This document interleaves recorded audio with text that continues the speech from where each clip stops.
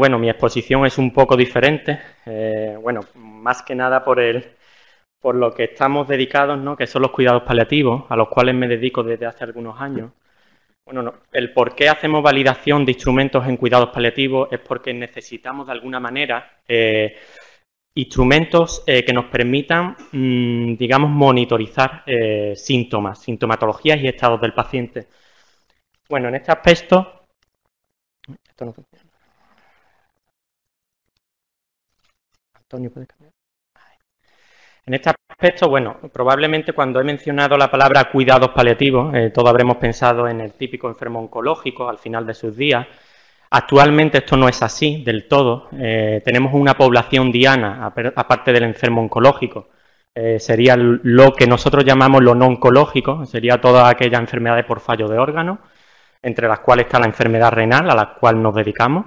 Estaría la enfermedad por fallo de órganos, la enfermedad cardíaca y la hepática. Algunas demencias como el Parkinson o el Alzheimer. Y además lo que llamamos la enfermedad de motoneurona, ¿no?, la esclerosis lateral amiotrófica como población diana de los cuidados paliativos. Bueno, lo primero que hicimos fue hacer una revisión de la literatura sobre sintomatología, sobre prevalencia de síntomas en enfermos renal crónico avanzado, como he dicho, susceptibles de recibir atención por equipos de cuidados paliativos. Lo que nos encontramos fue que este enfermo padece en una gran cantidad de síntomas, un amplio rango, en torno a 8 o 12 síntomas por enfermo, según los diferentes estudios, que además son síntomas que en este tipo de enfermos provocan un mayor sufrimiento y que además disminuyen su calidad de vida realmente, ¿vale? Lo que no hemos encontrado es que existen muy pocos instrumentos que nos permitan evaluar diferentes síntomas al mismo tiempo. Cuando hablamos de síntomas hablamos solamente de intensidad sintomatológica, y además que hayan instrumentos que encima sean específicos para enfermos renal crónico avanzado, hay muy poquitos en la literatura y los pocos que hay no están traducidos y adaptados al español. Entre todos estos instrumentos, pues bueno, pues encontramos un instrumento que sí que es específico para medir sintomatología en pacientes renal crónico avanzado.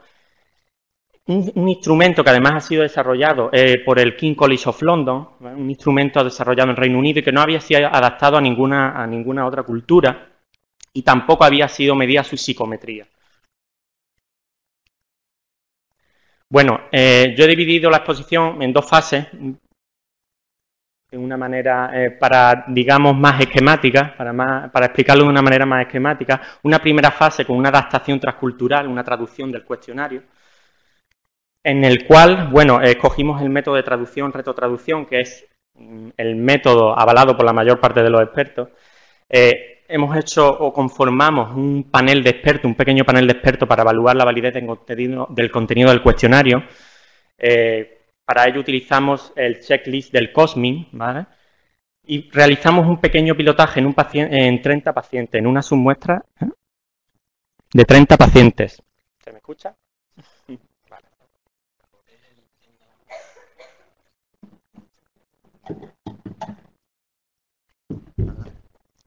¿Sí? ¿No? Bueno, eso, si no se me escucha. Bueno, pues los resultados de esta primera fase, el proceso de traducción y adaptación no creó ningún problema. Llegamos a la versión final española del POS-S renal. Este cuestionario tiene una buena validez, una validez cercana al 1, un índice de validez de contenido muy bueno. Y además comprobamos en este pilotaje en 30 pacientes que es un cuestionario que puede ser cumplimentado por el propio paciente y que además es fácil y de rápida cumplimentación.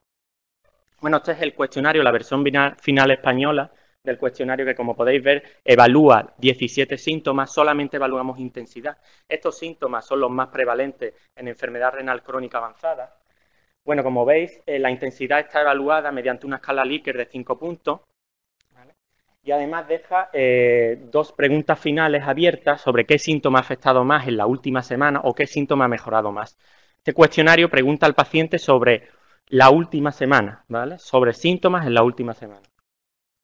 Bueno, en una segunda fase del estudio, pues hemos realizado un análisis factorial, ¿vale?, en una muestra mayor. Además, hemos medido la fiabilidad y la validez de criterio del cuestionario.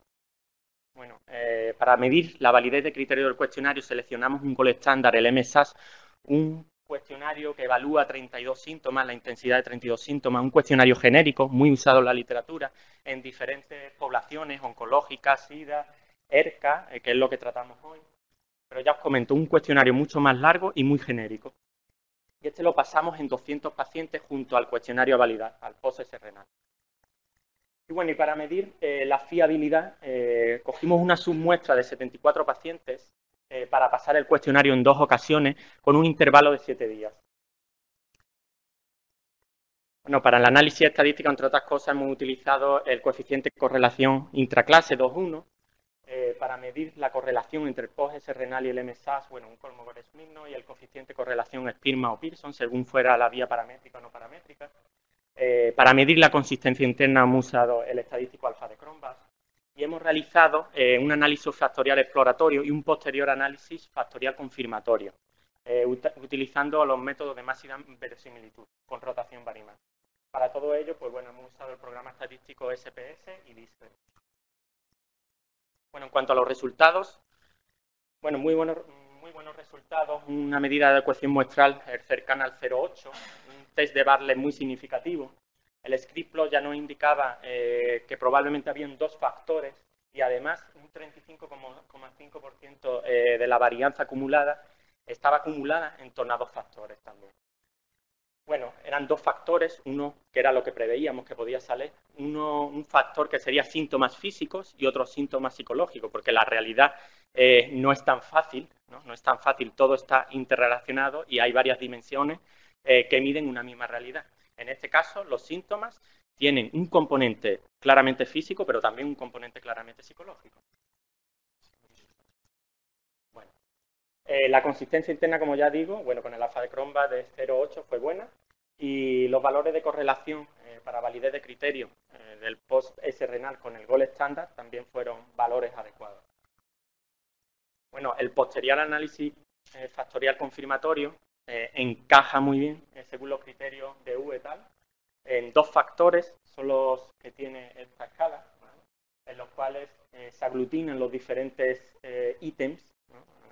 Un factor físico que es el que compone, ¿no? La mayor parte de los ítems, los síntomas, y un factor psicológico.